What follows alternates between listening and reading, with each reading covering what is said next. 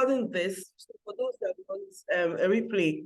So good evening, everyone. Thank you so much for joining this webinar. I want to say thank you so much. You registered and you're here. Thank you so much. So let me just put off my music.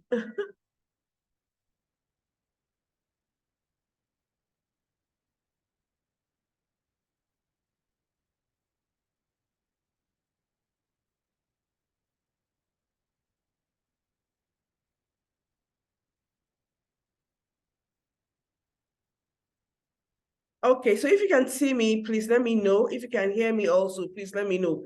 Can you see me? Can you hear me?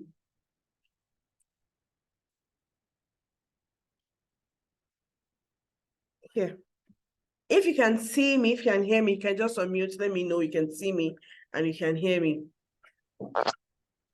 Yes, we can. Yes, we can. Okay, thank you so much. Okay, thank you so much. So you're all welcome to today's webinar. Okay, we can mute ourselves back. Let's mute ourselves back, please.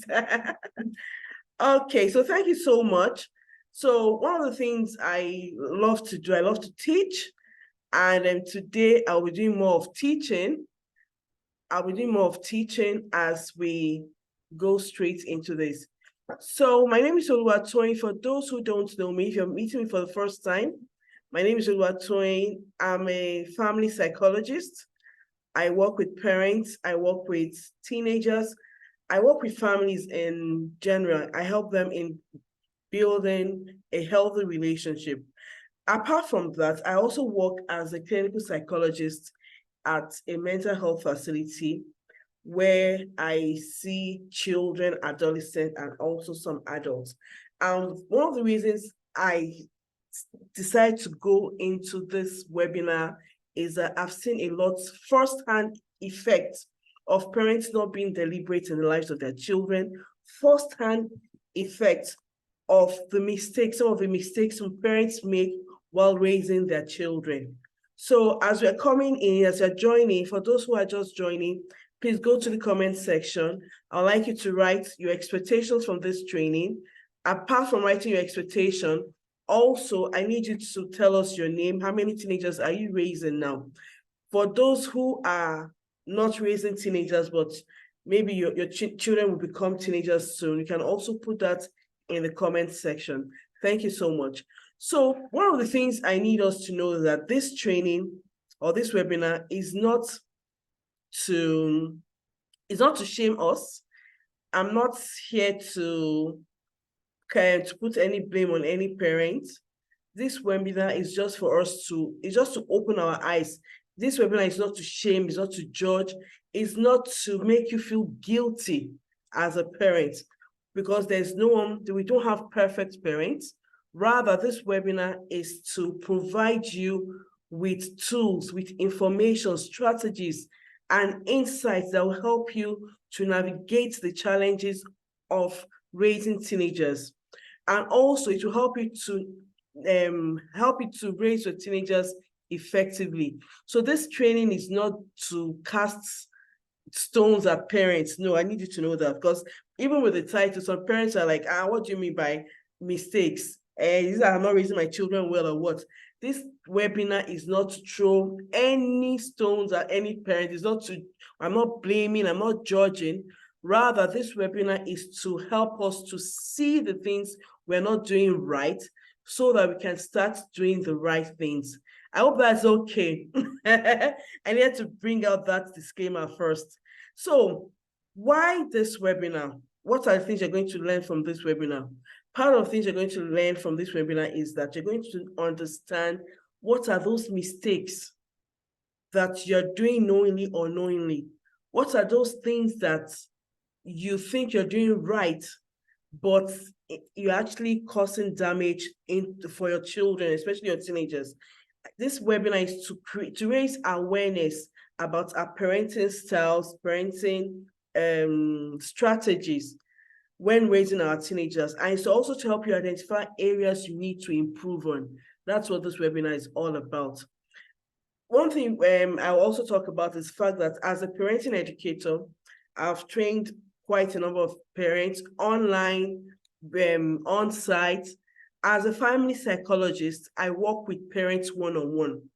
So most of my parents most of the families I work with the parents, and I also work with the teenagers, because I realize that most times some parents will say, oh, please, I need you to coach, I need you to do therapy, I need you to see my daughter or my son. In the process of doing this intervention for these children, I realized that the parents are the ones causing most of the troubles for these children. And it's not that the parents are causing the trouble because they want to hurt their children. The parents are causing the troubles because they want to help their children to become better. But the method the parents are using, these methods are not healthy. So whenever I have this intervention for parents and teenagers, the first thing I'll do, when I have intervention for teenagers, the first thing is that I also speak with the parents.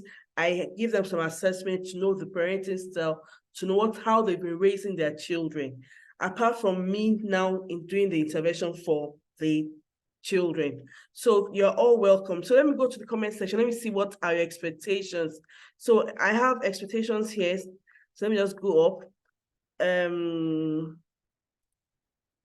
Janada says the expectation is getting it right and forming a good and healthy relationship with her children, so they can turn turn into teenagers. As they turn into teenagers, especially I have girls getting into teens. Okay, thank you so much, Janada.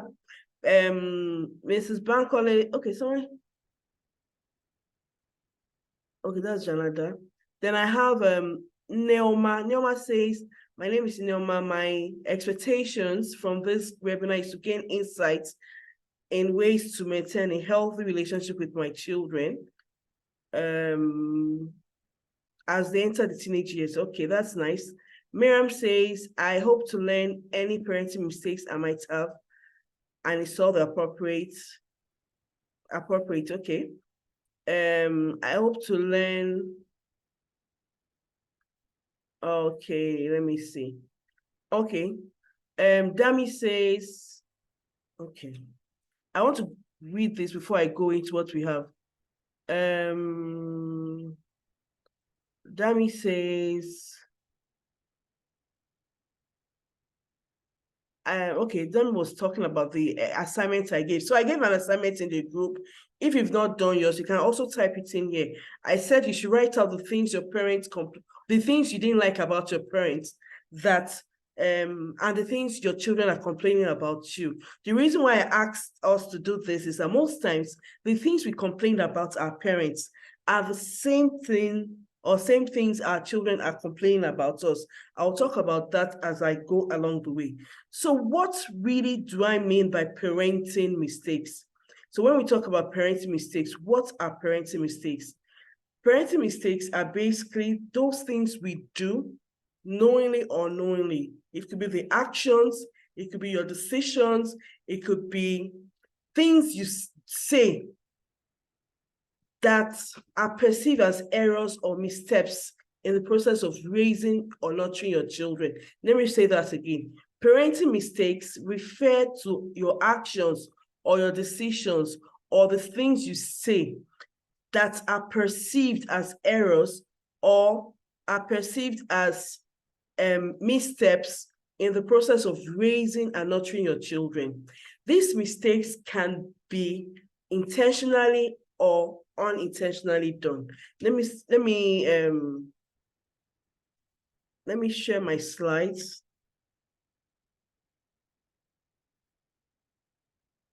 Let me share my slides so I can see what's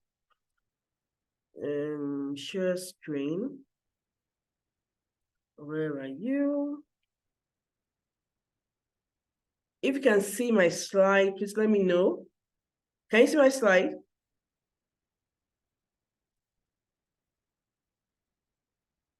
If you can see my slide, please let me know.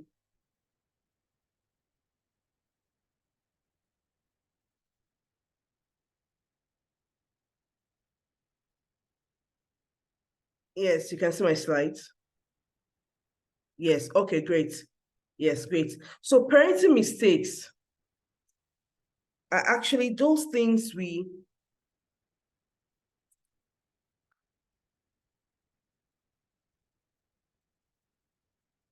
there are those things that we do, knowingly or unknowingly, that are perceived as errors in the process of raising our children, especially our teenagers. Now, when it comes to raising teenagers, the first mistake I see with parents, and it happened to me too, is the fact that we do not understand the psychology of adolescents. So when my children became, so I have 3 children. I have one going to 20, one going to 18, and my daughter turned 13. She's going to be 14.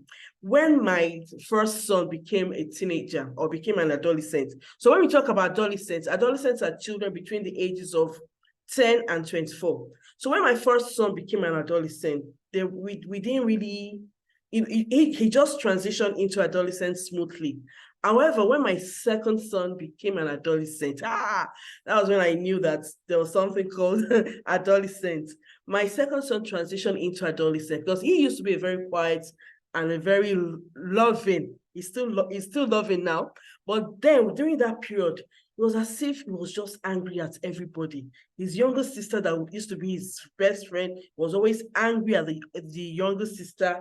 He was always slamming the door. He was always just, he had his emotions everywhere compared to his older brother.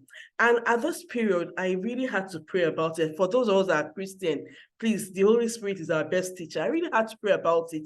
And I asked the Holy Spirit, what is it about this boy? This, as in, we're trying to raise him and he's giving us, and the Holy Spirit asked me to go and study adolescent psychology. And it was when I went to study adolescent psychology, I now understood why parents and their teenagers are at loggerheads. We do not understand that these children are no longer children, neither are they adults, but they're actually transitioning from childhood into adulthood. And for most times, I tell parents that if you look at the age that they are in that adolescent or developmental period of adolescence is between ages 10 and 20. So that's like about 14 years. And this is the period where most of them are forming their life, they're making life decisions. This is a period when they're making choices that has to do with their careers. This is the period when, for those that get married early, are meeting their life partners, a whole lot of decisions are being taken or are being made during this period. And for parents who do not understand the developmental changes that happen during this period, you'll be at loggerheads with your children. So as parents, the first mistake we make is not understanding that our children are changing. They're no longer children. So the way we treated them when they were children is not the way we should treat them during adolescence. One of the things I tell parents is that your parenting journey is in seasons. There's a time where you be the one. Can you hear me? If you can hear me, because I just saw internet something now. If you can hear me, please just go to the comment section, let me know. So there's a period in your parenting where your child is totally dependent on you, where you are the alpha, you are the everything for that child. Then there's another period whereby your child is getting to know to do things. You're teaching your child how to do things. Your child is crawling. Your child is going to school. During this period, you're teaching, the child is partially dependent on you, and the child is already, trying to form his independence. But during adolescence, this is the period when your child is seeking independence. This is the period when your child is trying to find his identity. This is a period where your child wants to affiliate more with his peers, more than his family members. And for parents who do not understand this, you'll be at loggerheads with your children. The second parenting mistake we make is having unrealistic expectations for our teenagers. Having unrealistic expectations. What do I mean by that? We expect our teenagers to do certain things that we've not equipped them for. So recently, was it this year or last year? It was this year. There was a particular parent that actually invited me to speak with the children in her school. These children were writing their work. They were about to write their it's not work, these international exams, not checkpoints, IEL, these international exams, Cambridge exams. And most of the children had already lost motivation. And by the time I went in for the intervention, I spoke with the children, I had sessions with them. I realized that most of them said that parents expect so much from them. And because the parents expected so much from them, they were already losing motivation. So one of the things I understood from this is that these children did not have coping skills. They did not know how to cope with stress. The expectations were high. There's nothing wrong in expecting your children to be the best in class. There's nothing wrong in expecting your children to be all, tops academics. But when you are not able to manage these expectations, it becomes a problem for the children. The children would either want to overdo, or the children will just, there'll be no motivation to do anything. And this was what happened with the students of that school. They had no motivation at all. They said, well, if one girl told me that immediately she gets home from school, she just goes home, covers herself under her duvet, and she sleeps. She doesn't pick up her book again. Some others said, oh, once they get home, they just go on social media, because the depression was just too much. So as parents, let's not have unrealistic expectations for our children. Let's not have unrealistic expectations for them in terms of their academics, in terms of their social lives, in terms of their spirituality. Like I said, the problem is not in these expectations. Rather, the problem is us not being able to equip these children for this expectation. So it's very important that you equip your children with life skills for them to achieve whatever expectations you have for them. The third mistake we make is in the way we communicate with them, our communication skills or our communication styles. In fact, this is the most common mistake for all parents. We do lots of shouting. Even me, like I said, most of these mistakes are from what I learned while having my children, while working with my children, while working with other children. I don't know for those of you that have already read, I sent a free ebook. I sent a free ebook. If you've seen, have you started reading? Have you learned some of the lessons I highlighted in the ebook? Yeah. So for parents, we tend to shout a lot. Hi. We tend to yell. We tend to condemn. We tend to criticize, we tend to lecture, we tend to judge, we tend to blame, we tend to label. So our communication style is one that we need to go and learn about. Every time I go for either a seminar with teenagers or I go into a school, even as at 2 days ago, or at Thursday, I had a session with someone in the hospital, and the lady came to me, and the lady was like, "Ma, I don't want my mommy to be in this session because her mom comes with her."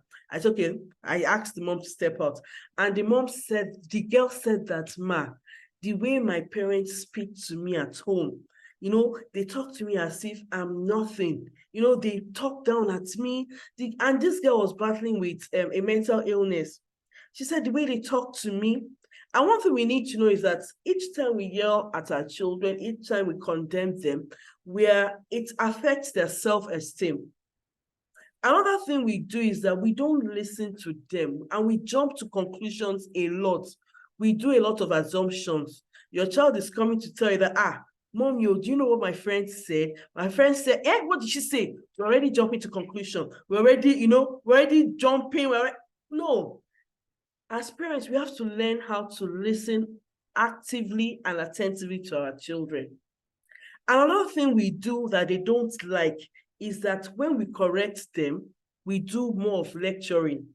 I'll talk about correction in the later slides. When we correct them, we do more of lecturing. We only talk to them to correct them. I have some teenagers that will tell me that my parents don't even talk to me. The only time I see them talking to me is when they either want to send me on errands or when they feel I've done something wrong and they want to lecture. Please, as parents, let's ensure that our discussion is more of connecting. Let's do more of talking with them. Let's do more of laughing and sharing with them. These are things that can endear our children to us, please. The next mistake we make as parents, not being involved in the lives of our children. especially for those who have children in university. I've had so many cases whereby these children end up going into so many negative vices, drugs, lesbianism, so many things. In fact, remembering them at times, I feel so sad. And most of these things, their parents don't even know anything about what is happening. There was a particular child that told me then that, do you know that I have been raped and my parents don't know about it? Another child will say, my parents just sent me to school and they don't know what is happening to me in school, especially those who have children outside the country. Please, we have to be involved in their life. Let's guide them. Let's be there to know what is happening with them. Fine, they're adolescents, they're teenagers, but they still need our guidance. You see, so this is another major mistake I see with parents of adolescents. We just assume we've trained them, so let them figure out life themselves. No, we're still meant to guide them. This is the period they need our guidance. They need our guidance, not in an intrusive way, not us intruding into their lives, but us being a coach, a friend, and a guide. Not us being helicopter parents, hovering all around them. What did you eat today? What did you do today? They don't need that. But they need us to be there to guide them. I've had students who told me that, I know when it comes to, so I'm going to talk a little bit about substance use. When it comes to substance use, most of the children that have seen that into substances started from their teenage years when they left home and nobody was there to monitor, especially those that went to school abroad. Nobody to monitor them, nobody to ask them questions and all this.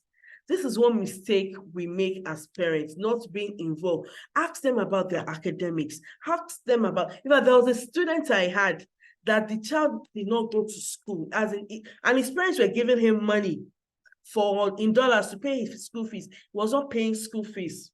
He was using his money to do all sorts. And when he was rusticated, I was sent out of school. That was when his parents got to know that he was not in school.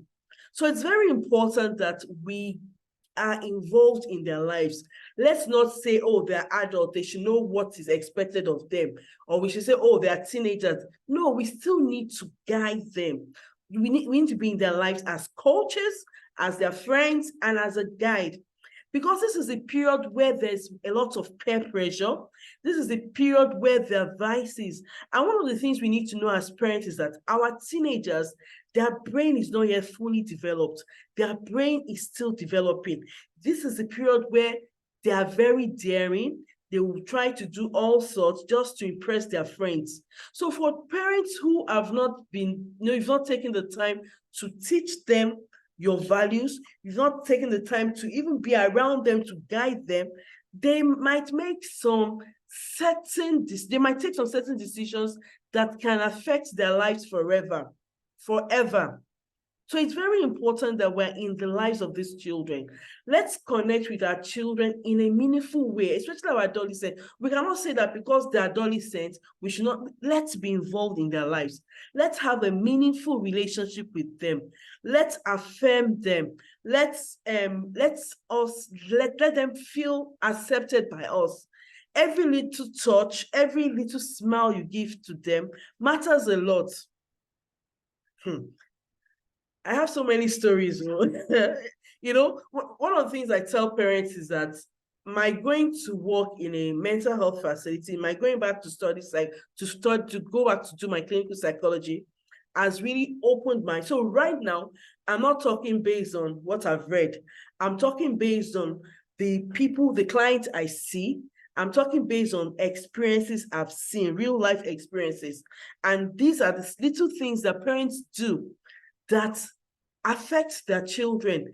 And one of the things I tell parents that, see, if I advise you to pay for training, it's a good advice. Because when it's time for intervention, the cost of intervention, the cost of rehabilitation, the cost of helping a child that is battling with depression and anxiety is much more than the cost of a training. So when I tell parents that you need to be involved in the lives of your children, your children are not inconveniences to you, because you asked God to give you children anyway. So if you asked God to give you children, you should be able to do the work. Parenting is not something we just do, we outsource. We cannot outsource parenting. It's something we have to do. We, the parents, we have to be the ones to raise these children right. And the only way we can raise them right is by being in their lives. It's very important. This is a time to be emotionally and physically present to guide them. The next is invalidating their emotions and their desires. What do I mean by this? When I started, I said, when I was talking about the last slide, I said that the brain is still developing. And because they've not learned how to manage their emotions, that their emotions are everywhere. They are always going from one mood swing to another mood swing, And for parents who do not understand this, will just either slap at them and tell them, come on, take a break, hold yourself. Why are you always getting angry? Why are you always, This is the time that we have to teach them about emotional intelligence. This is the time we have to teach them about managing their emotions. This is the time we have to teach them about this proper decision-making process, right? One thing we need to know about adolescents is that they have big emotions.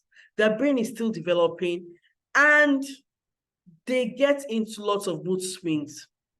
And this is the reason why we see them, getting angry, slamming the door, keeping to themselves and all this. And it's important that we validate this emotion. So your child comes to you and say, Mommy, I'm upset. You say, God forbid, you're not upset. The next thing you do is to ask, why are you upset? Tell me more about it. When they come with their emotions, we shouldn't throw their emotions away. We shouldn't invalidate their emotions. We shouldn't treat their emotions as not being important. Their emotions are important, because it's in the process of us having this good relationship with them, that's when we're able to help them validate their emotions. Their emotions might be wrong at that point in time, but at that point in time, that emotion is valid to that child of yours. So if your child feels upset about something, it's valid for him. All we need to do is to ask, why are you feeling upset? What are your triggers? Teaching them about how to regulate themselves. If we cannot teach our children about their emotions, they will go outside, and most adolescents I've seen that don't know how to manage their emotions, they use substance to manage their emotions. They use substance to manage their emotions. I said I'm talking from practical experience now, not book knowledge. This one is real knowledge. I've worked with adolescents, I've worked with teenagers, I've worked with young adults in the rehab centers. And most of the times you ask them, why did you go into drugs? They'll tell you something like, oh, I was so upset one day, and the next thing that came to my mind, my friend said, try this, it will help you step down.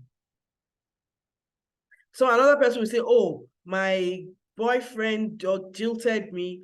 And in fact, this particular time, my boyfriend jilted me, and I went to hurt him.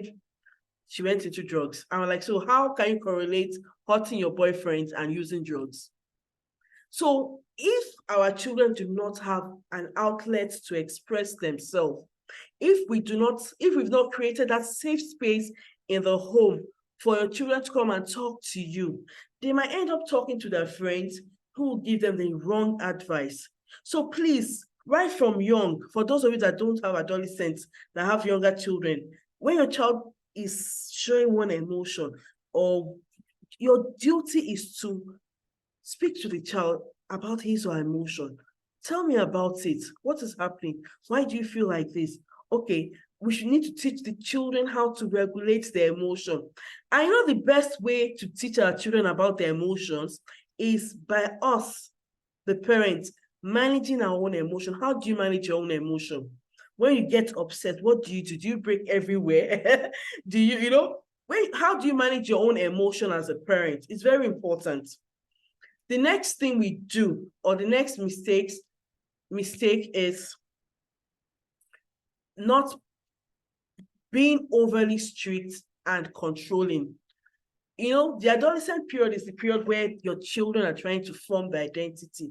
This is the period where they will test boundaries. This is the period where they will push boundaries. You've given them rules. They would want to test your boundary to see how far mommy will go with these rules. Please, it's very important that this is not the time for us to be very strict. Because I've seen girls, I've seen adolescents that will tell me that, ma, I'm just waiting to enter university. The moment I enter university, I'm not going back home. I'm like, okay, so who will pay your school fees? You know, I want to ask them, so who's going to pay your school fees?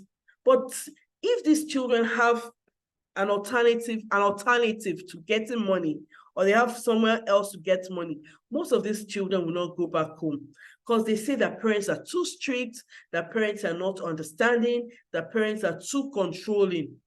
So one thing we need to know as parents is that in the quest of our children finding their identity, in the quest for identity formation, in the quest of them finding themselves, becoming independent, we might feel as if, oh, we are not in control again. You know, your child has her own friends, your teenager has his own friends, is asking his friends or her friends for decision, not coming back to you. We might feel as if, oh, our control is slipping away. And because of that, we want to be strict, want to be more strict, want to be more controlling. But this will drive them further away. I've had not more than 3 telling me that maybe I enter university, ma, I'm not coming back home. I only come back home on holidays. That's the only time they will see me to come and collect school fees. I'm like, why? So, oh, my mom is too strict. If I had a particular girl, she's in her final year university now. She said she doesn't go back home. During COVID, hey, she was in Abuja. I said, so what were you doing in Abuja? I said, I didn't go home. So what were you doing in Abuja? Said, I was with my friends. I said, your parents didn't look for you. So why would they look for me? Are they paying my school fees? I stopped collecting money from them since. So please, let's not drive our children away. Let's not drive them away with us being strict and with us being controlling. There's nothing wrong in you being firm, but let's not be harsh. Let's not be wicked. Let me use the word like that. Let's not be wicked. Let's not be harsh. Yeah, you want them to, so most times they've done something wrong. We want to punish them for what they've done wrong. Rather than punishing them for what they've done wrong, why not let's teach them the right things to do? You know, so we have to set boundaries. We should not be harsh at them. We should not micromanage them. We should not try to stifle them, their growth. One of the things I've noticed about the effects of parents who are strict on the children is that these children, they tend to lose their self-esteem. These children tend to lose their self-esteem. They tend to, some of them, in fact, there was a particular patient I saw. This girl had, I feel so pitiful when each time I see these patients, and I know that these are things that the parents could have avoided if only the parents took time to, you know, nurture them properly. This girl had, what was this? She had a personality disorder. And this had to do with the fact that while growing up, she was raped. Her mom was too strict. She couldn't tell her mom. Her mom sent her to another person's house. That other person raped her. You know, multiple traumas. So, and this affects, you know, our interaction with people. So I'm talking from the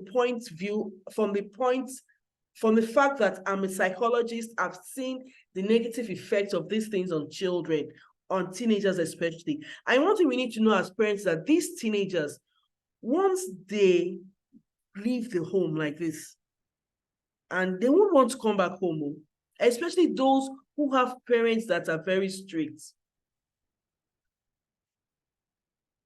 The next mistake,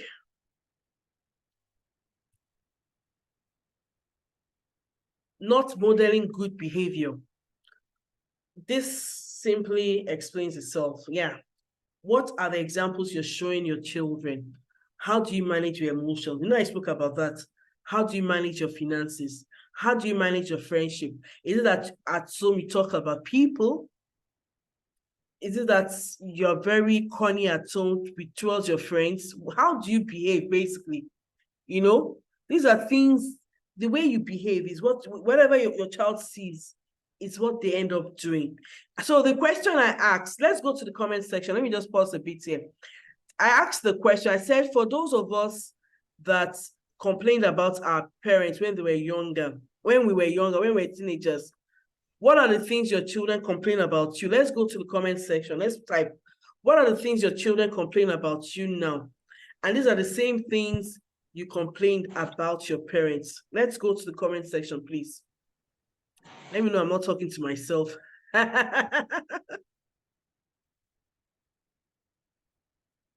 Let's go to the comment section.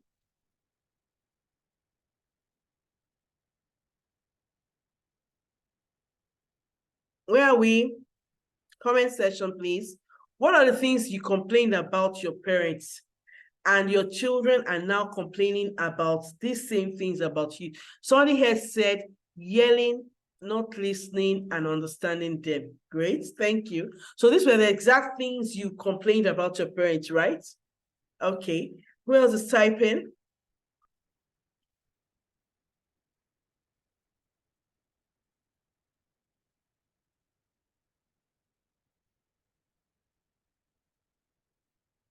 Who else is typing?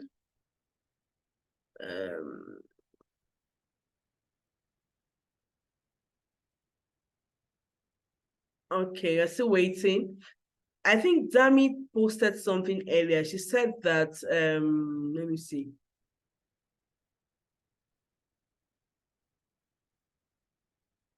Not listening, okay. Not listening. Dami, I'm trying to look for you posted something earlier. I'm trying to look for it. Okay, Dami said that I didn't like comparison. I didn't like it, and I don't want to also compare my children with another.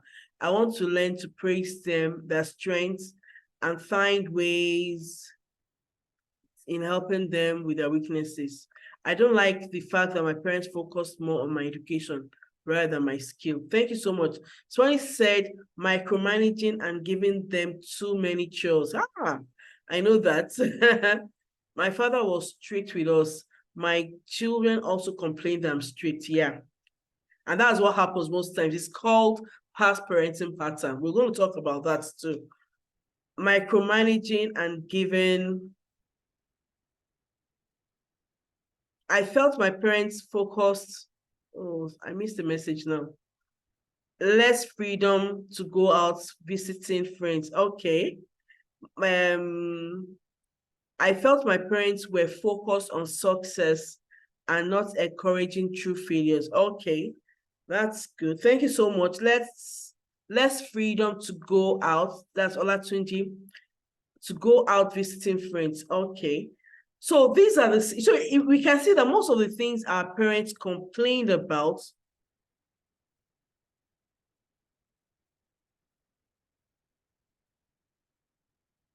most of the things we complain about our parents, these are the same things our children are complaining about us. And you're wondering, but I said I was not going to do this when I become a parent. How come I'm doing these same things? High expectations, always raising the bar. That's Dr. Miriam. Okay. Who else do we have here? Who's else sending something to me? Okay. Thank you so much for participating in that. So another thing we do as parents is that we tend to sweat the small stuff and we ignore the big stuff. What do I mean by this? As parents, your children will do things that will get you upset. That one is given. No one is perfect. You know, when I started this, I started by saying that no one is perfect, right? Yes. Our children would do things to get us upset. However, how do we choose our battles? Is it every little thing they do that we complain about? Is it everything they do that we complain about? As parents to teenagers, we have to choose our battles wisely. There are some things we do not have to sweat. It simply means deciding when to address and engage in issues with your teenager. There are some things you don't have to engage in. And one of the things I tell parents that, see, if that thing is not affecting your values, either your family values or your spiritual or religious values, if that thing is not affecting a character trait, maybe like lying, like stealing, like it's not affecting a character trait. If that thing is not affecting their spirituality, we have to learn to let certain things go, please. Things like their hair, there are things we have to let go, especially for those of you that have boys. They want to keep long and bushy, what's this, afro. Well, that's what's in vogue. But haven't you noticed that when they leave university and they go into work, they cut this hair off? There are certain things we don't have to. So for like in my own home now, one of the things we say is no tattoo, right? And because we've said no tattoo, even me as a mom, I can't do microblading. You see, I can't do microblading because we've said no tattooing. That is part of our values. That's part of things we hold there in our home. So what are those things that your children would do that gets you upset? Are they things that affect your values? Are they things that affect their character? Are they things that affect your spirituality? If they don't affect any of these three, please, that means there are things we can actually overlook, right? However, if they've done things that will affect or that has to do with these three things I mentioned, please, we have to be firm. And yes, we have to fight the battle. But when I talk about fighting the battle, it's not with beating, slapping, insult. We have to fight the battles with right disciplinary measures. There was something that happened in my home recently with my daughter, and I realized that, no, I had to deal with this. It was a character trait I noticed. I was like, no, I don't like this character trait. I took my leave during a holiday, and I said, the reason why I'm taking my leave during your holiday is to battle this character trait. So things that will affect the character trait, actions that affect your values, actions that affect your spirituality, we need to be firm with these things. But for those actions that do not affect, these things, there are certain things we can actually overlook as parents. Let's overlook those things and move on. So to effectively choose your battles with your teenager, it's important you have clear boundaries and expectations, and you communicate these to them. Let them know what your values are. Let them know what the things that you don't play with. I said earlier that most of our teenagers complain about the fact that we have expectations that are not communicated to them. We have expectations that are not realistic. So if there are things your teenagers are doing that you know that would is affecting your values, is affecting who they are as a person, as a family, please communicate this to them. Let them understand the reason behind those values. There are times as parents, we just give them values without explaining the reasons behind those values. We just say, oh, we have to go to church, or we are religious. And you don't explain to them. The moment the child leaves home, the child won't go to church again, because the child doesn't understand the reason behind that value. So it's very important as parents that we explain the reasons behind each of these values, behind all the rules in the home to them, the reason. Because when they understand the reason, they're able to internalize these values, these rules properly. One of the things I say in parenting is that when you have rules without a relationship, it breeds rebellion in your children. So for those that have children that are rebellious, check it. It's either that you have rules and you don't have a good relationship with the child. There are some parents that will say, oh, I have very good relationship with my daughter. By the time I speak with the children will tell me that I don't have a relationship with my parents. They just assume that they have a relationship with, but it's not me. They don't have a relationship with me. So it's very important as parents that our relationship, our meaningful connection is very important. Now, another mistake we make as parents is with our correction, the way we correct them. Our discipline measures, the way we correct them. Most times when we correct them by shaming them, by blaming, by labeling them, by making them feel worthless. And when you do this to people, guess what you're doing? The child, even if the child makes a mistake tomorrow, the child will not come and meet you ever. Because the child will say, if I tell mommy about this mistake now, if I tell daddy about this mistake now, the only thing daddy would do, the only thing mommy would do is to either abuse me, to insult me, I beg, let me not tell them. And you now see your children having dual personality. At home, they behave like good children, but outside, there's something else. So it's very important that when we are correcting our children, our correction should be to help them make better decisions next time. Our correction is not to make them pay for the mistakes they've made. No. They've done something wrong, yeah, but how can we correct them to become better? What is it that we tell them to do? What are the strategies? And these are part of the things I teach when I do one-on-one coaching for the parents I coach. I'm going to talk about that at the end of the the training. I have something for parents I'm going to talk about, how we can discipline, methods of discipline, method of communicating, how to connect properly with them. I'm going to talk about that towards the end of our session. Another mistake we make as parents is using unhealthy past parenting patterns.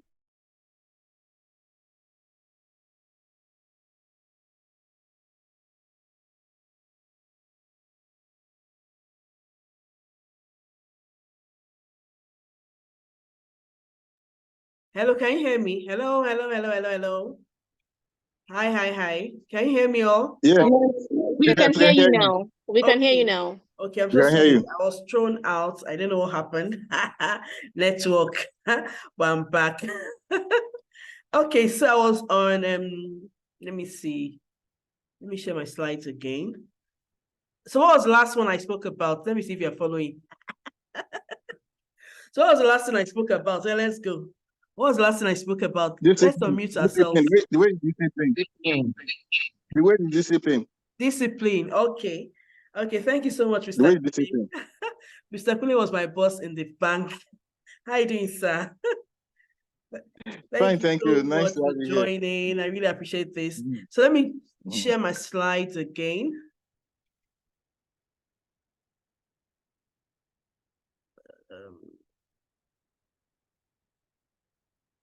So the way we discipline really matters a lot too, because most times we tend to, instead of disciplining our children, we tend to punish them. And punishing is different from discipline. Punishing is we want our children to suffer for what they've done. That's punishment, basically. Punishment is we want them to suffer. And most times our disciplinary measures determines how, so the way we connect with our children, the way we discipline them is a function of how we connect with them. If we don't have a good relationship with our children, most times we want to punish them for the wrong things they've done, for the things they've done wrong, basically. But if we have a good relationship with our children, we'll correct them. And even God, our Father, I say he's a good Father. There are times we do things that are not right. It will chastise us, but yet he'll call us back. He brings us back into his loving arms. And that's how it's meant to be with parents. Your child has done something wrong. Yeah. But also bring them back. Let them know, let them still experience that love you have for them, please. So the next is our past parenting patterns. Can we say this? Our past parenting patterns. So one of the things we hear people say a lot is that, oh, the way our parents raised us was right. Yeah, and we turned out well. If only you know how many young adults we see in the mental health facility on a daily basis. And one of the things I do is I always try to find the root cause. Why is this person behaving like this? Why is this child? And most times when I dig, I ask questions, I find out, as in, I discovered that it has to do with the way they were raised. I know one thing about children is that they came to the world empty. Is what we put in them, is the environment, what we put in them, the way we nurture them, people they come in contact with. These are the things that affect their mental health. There are times I even tell parents that, see, for some families, they're genetically predisposed to have certain mental illnesses because it's in their genes, right? However, these mental illnesses will not be triggered if they were raised in loving homes, right? But for those who are not raised in loving homes, guess what happens? These mental illnesses are triggered. So, as parents, how did your parents raise you? How are you raising your children? There was a particular patient I had. She was battling with depression. And, when I was going through the sessions with her, she just told me something that, do you know what, ma? I don't blame my mom anymore. I said, why? She said, listening to what you've said to me, I now understand the way she's behaving. I said, what do you mean by that? She said, do you know that I spent some time with her mom and her sisters, and I just realized that the same way my mom shouts at me, my mom is being negative to me, is the same way her mom is to her siblings. Is the same way her siblings are. You understand? So there are certain unhealthy past parenting patterns that we are still using them on our children. In fact, this particular girl said, you know what? Because of this, I don't think I want to get married. I don't even want to have children. So there are so many negative decisions that our children are making now based on the way we raise them or based on the way we are raising them.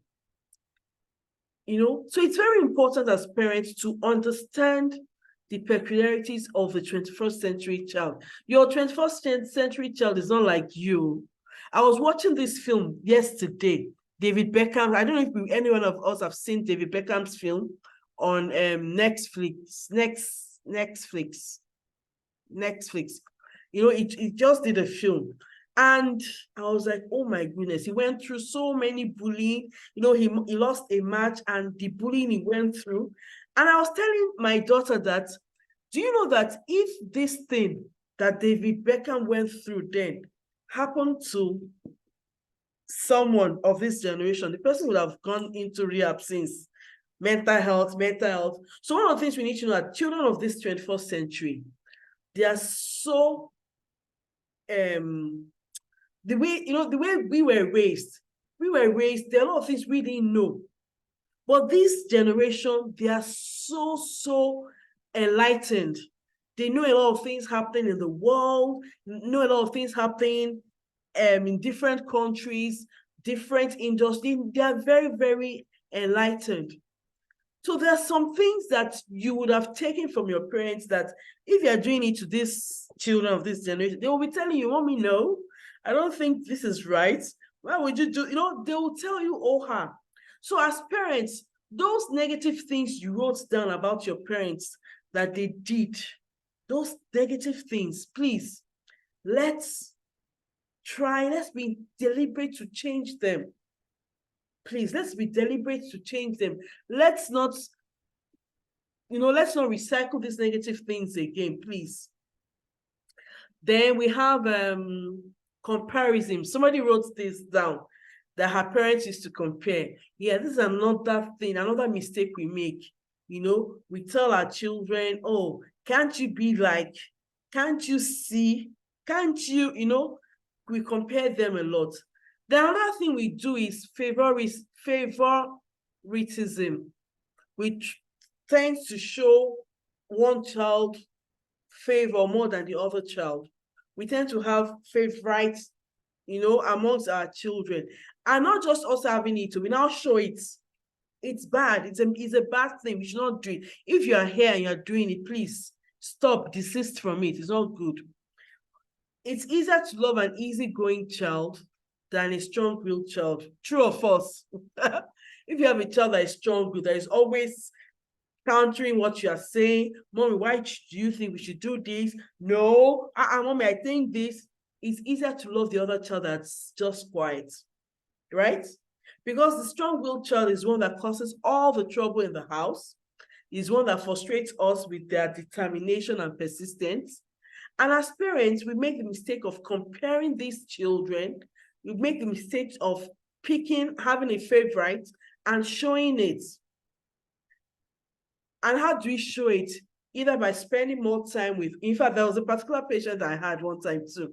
In fact, and it was like, my dad does not like me. My dad prefers my older brother to me. Is everything he would do for my older brother, he does. Meanwhile, the father will not come and tell us that, see, this is one I love the most.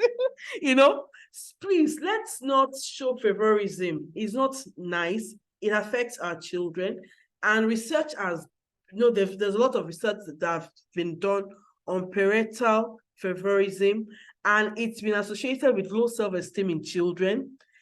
It has been associated with childhood anxiety and depression.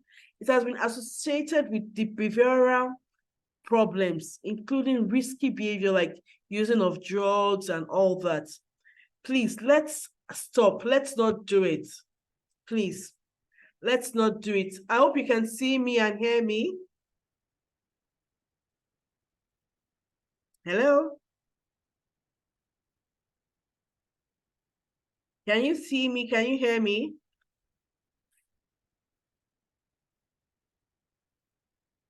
Okay, somebody said the level of resilience and grit is low in my own opinion. This is really true, Mrs. Bankole, but who caused it? It's the parents that caused it now.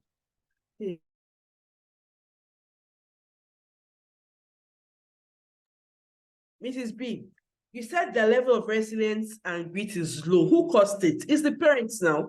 So there are some things that ordinarily our children should be able to do.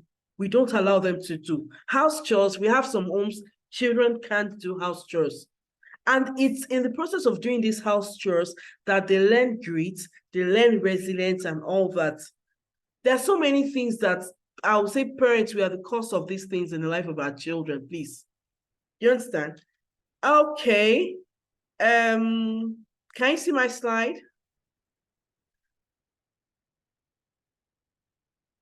Not Hello? yet. Not yet. Not yet. Not yet. Okay. You can't see your slide. Okay, sorry about that. Slide.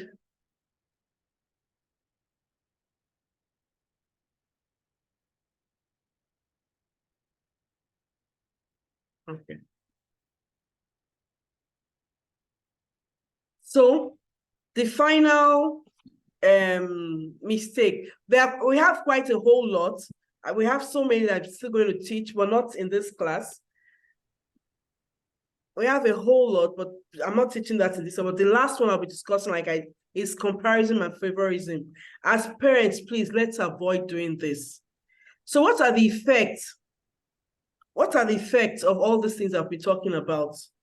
Low self-esteem, rebellion, communication barrier, mental health issues like anxiety, depression, OCD, lack of life skills. Your child will not be able to make proper decisions, lack of emotional regulation, conflict in the home, risk-taking behavior, academic underachievement, behavioral disorder, substance use disorder, social isolation, lack of independence, lack of social skills, and negative coping mechanism. So what next? What can we do as parents to raise these teenagers without making these mistakes? How can we raise them to be well-balanced and responsible individuals? How can we raise them to be individuals that are resilient and have grit. What can we do? What do you think we can do? Let's discuss. So I'm done with my slides. Let's discuss. What do you think we can do as parents? Let's unmute ourselves, please. What do you think we can do as parents?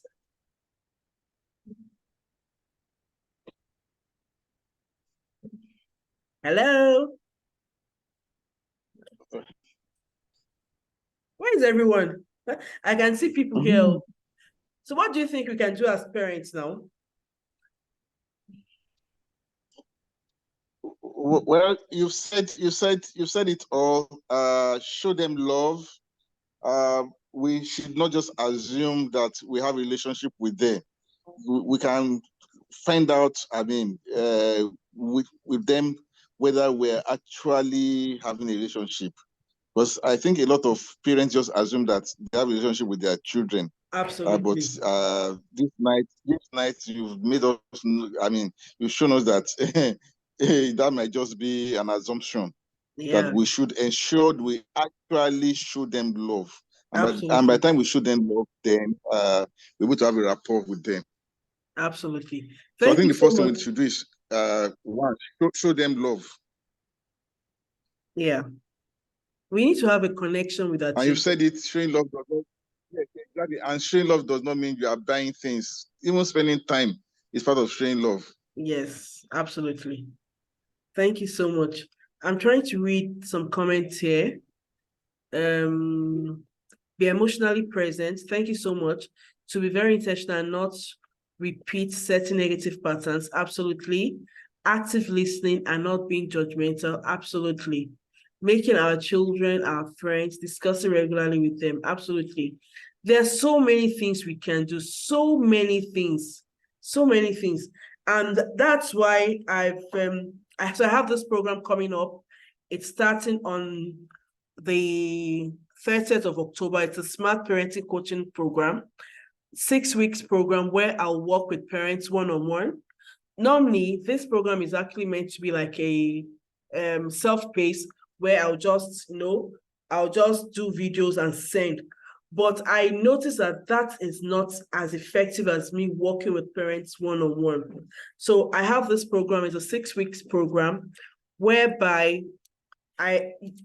it's a program where you're going to learn a whole lot for 6 weeks. And this program is strictly for parents of adolescents. So if you're a parent of children between the ages of 10 and 24, I have a whole lot I'll be discussing with you. I'll be teaching about how to connect with your children, how to build trusting relationship with them, how to help them navigate these teenage years. These teenage years, like I said earlier, this is a period where they make a lot of mistakes as children. This is a period, if we are not there to guide them, they would take certain decisions that would affect them for the rest of their lives. Most of the children I see, most of the young adults I see, that there's a particular patient, like he's going to be 40 this year, and he's been on substance since he was 15.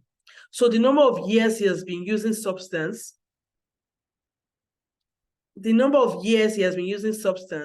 is much more than the number of years he has been sober in his whole life, And when you ask, his mother was not available. And when we talk about parenting is not the mother's job. The parenting is parents, husband and wife, father and mother. It's both of them. It's their duty to raise these children. So part of the things we'll be doing is we have weekly live sessions. We have workshop.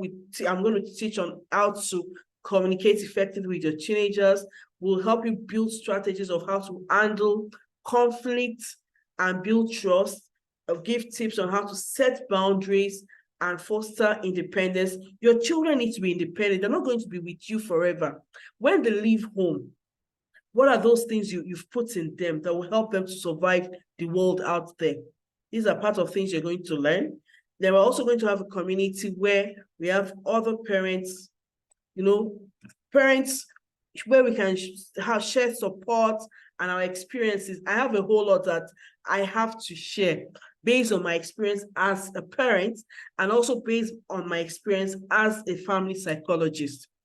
Then we also have resources, ebooks, and worksheets. And part of the things you need to know that every week we'll have tasks and assignments we're going to do. Every week we have tasks and assignments that we're going to do. We have a whole lot of things. We're going to teach you how to create a safe space for your children, how your children can always come to you, speak to you, and tell you things happening to them. We're going to teach on how to use empathy as a tool in connecting with your children. We're going to teach how you can build a strong and trusting relationship with your teenagers. It's very important. The first step is building that relationship. Once you can build that relationship with your teenager, every other thing falls into place. Now, this training, when I started, I said that this coaching program, it used to be self-paced before, and the self-paced was just 50,000, and that is, I have nothing to do with you. However, the second phase is the group session where I have one-on-one interaction with the parents, I have one-on-one interaction with the family and all that. That's one it's going for 100,000. However, I've decided to give everybody this level 2 training for 50,000. However, instead of us just paying 50,000, for those that will pay between today and on the 10th, I'm giving a further 10% discount, a further 10,000 naira discount, meaning that you're paying 40,000. So if we're interested, we can go to, I'm going to talk more about it in the chat room, in the WhatsApp group. But before we go, before I continue, before I say something else, can we go to the chat room and write what we've learned? What are the things you've learned? Before you go, I can see some people running out now. Can we go to the chat? Before you all go, let's go to the chat room. What are the things you've learned? Tell me about the training. Did it meet your expectation? Did this training meet your expectation? The webinar, did it meet your expectation? What did you learn? Let's go to the chat room. Let's type in what we've learned, please. Before we go, let's go to the chat room and type what we've learned. Train them, engage them with their pain points and soft points. Yeah, thank you, Mr. Boyega. I think we should learn to be patient with them as parents, knowing that they're just trying to discover themselves, though they always want to act as if they're mature. Absolutely. Connect with them by finding a daily activity to do together with them. Little things like singing, absolutely. Absolutely, absolutely, absolutely. So let's type, what have you learned? Let's go to the comments and be conscious of passing on parenting errors from your own parents. Do not show favoritism amongst your children. Okay. So on a scale of 1 to 10, how would you rate the webinar? I'll talk more about the program in our chats in the WhatsApp group. Every page where spot on got updated with your examples and grades. Okay, thank you so much, Mr. Boyega. I learned to be more patient with my children, also understanding the period they are in. Rate A. Mrs. B, you're rating me 8. As per our principal. Ways 8, webinar was great. Okay, thank you so much. So I'll talk more about the training, the upcoming coaching program, and the group. If you're in the group, you don't have to leave the group, because the group, I'll be posting a whole lot of content in there for parents. If you're in the group, you don't have to leave the group. Thanks, Coach Tony. It's been a great reminder. And okay, Lent, we're always passing on some patterns from our parents. Absolutely. Thank you so much. So I'll continue the chat on the program in our WhatsApp group, so that for those, because I said this training is going to be 1 hour and we're already 10 minutes past it. Thank you so much, everyone. Thank you so much. So we're going to stop here. and continue in the chats. We'll continue our chats in the WhatsApp group. Thank you so much. Thank you so much. I learned that it's better to set values you live by instead of being controlling, because your children do what they see you do. Thank you so much. Thank you, Toju. Thank you so much. Let me see.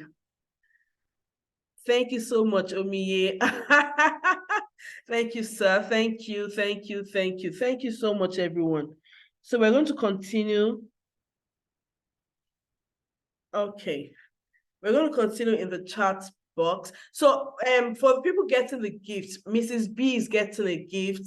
Janada is getting a gift. Ada too is getting a gift. These are the top first 3 people that I noticed that joined. And they waited to the end. Let me see, is Ada here? Nena too joined. Yes, Nena too joined. So I have 5 gifts for those that waited to the end, that joined early and waited to the end. Thank you so much, everyone. So I'll be waiting for everyone till the last person leaves before I shut down.